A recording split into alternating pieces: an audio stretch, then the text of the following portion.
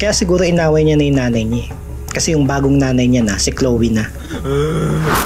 So, kailan nyo na naramdaman na from being tropa to moving to something else na? Siya po. Yeah. Ikaw daw. Opo, siya po. Ano daw ang nangyari, Carlos? Yeah. Saglit na nga. Nagkabulungan. Hawak na yata ni Chloe tong itlog ni Carlos eh. Simpleng tanong, kailangan pang isang guni sa girlfriend. Kaya siguro inaway niya na yung nanay niya. Kasi yung bagong nanay niya na, si Chloe na. So, kailangan mo talaga yung parang si Chloe na malakas yung personality. Kasi siya yung nagki-keep going po ng lahat ng conversation namin. Lahat ng message ko, puro patapos po eh. Parang, oo, hindi lang, parang ganun. Confirm.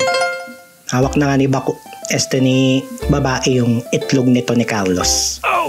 Maswerte din talaga tong si Carlos.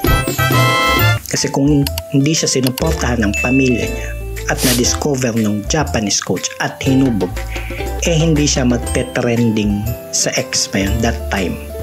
At malamang sa malamang to, hindi naman to papansinin ni Chloe kung hindi naman to nagte-trending. Kasi wala naman ako nakikitang traits niya ng pagkalalaki. Why are you gay? O personality na magugustuhan talaga ng mga babae.